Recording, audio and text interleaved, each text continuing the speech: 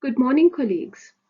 The purpose of this presentation is to impart some of my knowledge with regard to automatic fire suppression systems for commercial kitchens in restaurants, with the hope that you will be able to easily apply the correct design philosophy when you encounter such situations on your projects. Polygon Project Engineers have, in the past 2 years, completed the mechanical designs for over 35 fuel stations throughout the country and counting. But the question that kept arising was the need for an automatic fire suppression system for the kitchen extractor hood within the main convenience store or for the QSRs, which is the quick serve restaurants. We would include the system in our fire designs and BOQs only to be asked if this costly item can be omitted. This called for the engineer to take a closer look at the standards that are applicable to these sites and establish if they are indeed mandatory.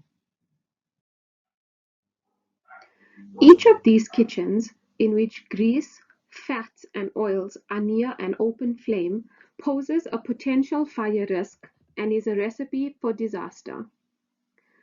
Conventional fire protection methods, such as fire blankets and fire extinguishers, require the presence of a person to tackle the fire correctly in order to be effective.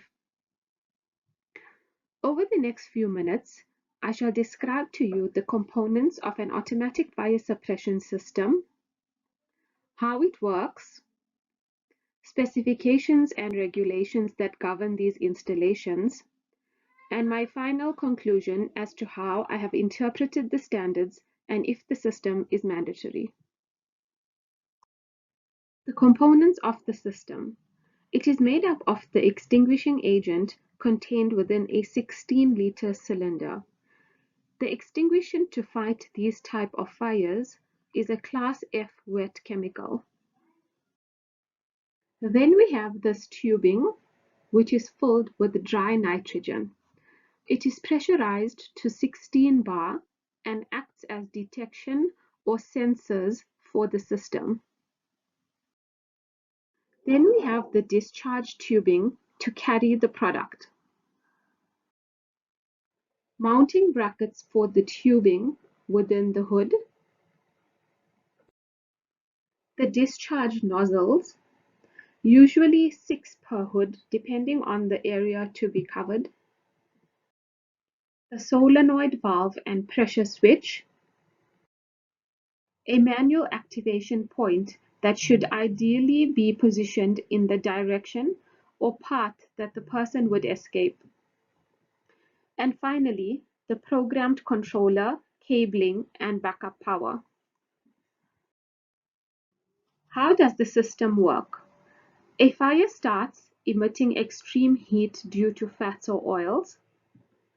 The detection tubing reaches over 175 degrees Celsius. The tubing bursts, causing a change in the pressure. The change in pressure is detected by the pressure switch, which in turn triggers the solenoid valve.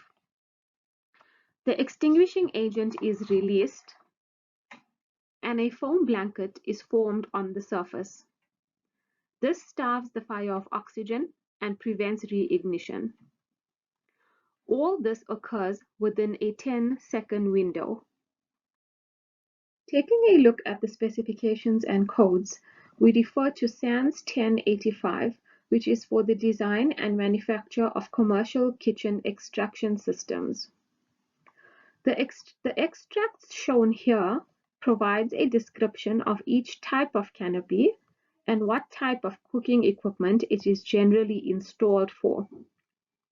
Here we have the typical wall-mounted box canopy, and below that, the typical island-mounted canopy. Do note that there are no further details for an automatic suppression system. Then we have a typical low-level wall or island canopy, which explicitly states that a wet chemical suppression system shall be fitted. Next, we have a typical passover or counter type canopy, which also has to be fitted with a suppression system.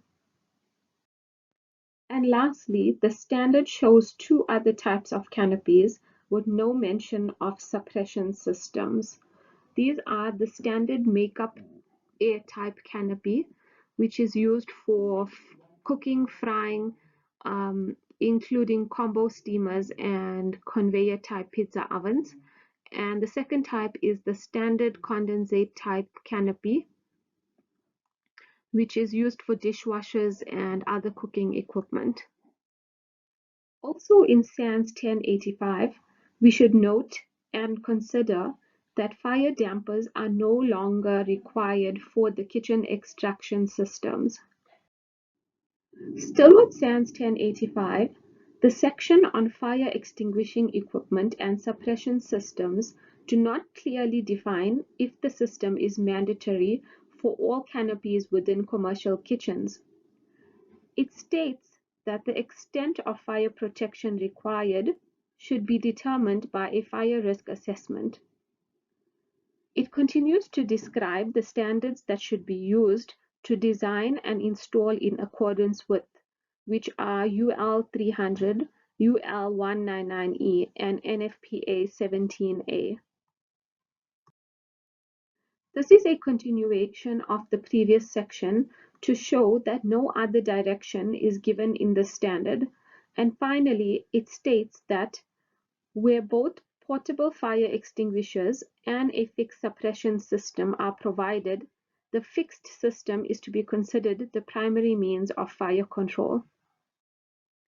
Next, I have taken a look at the City of Johannesburg Emergency Service Bylaws. If you would like to access this document, the link is copied below.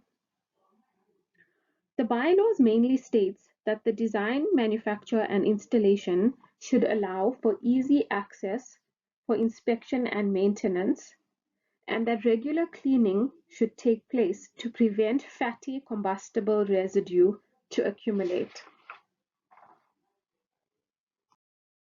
And finally, we take a look at the requirements from ASIB. This clearly states that sprinkler protection shall be installed within all cooking equipment ventilation systems. In conclusion, from SANS 1085, it is not mandatory for box-type wall or island canopies to have a suppression system.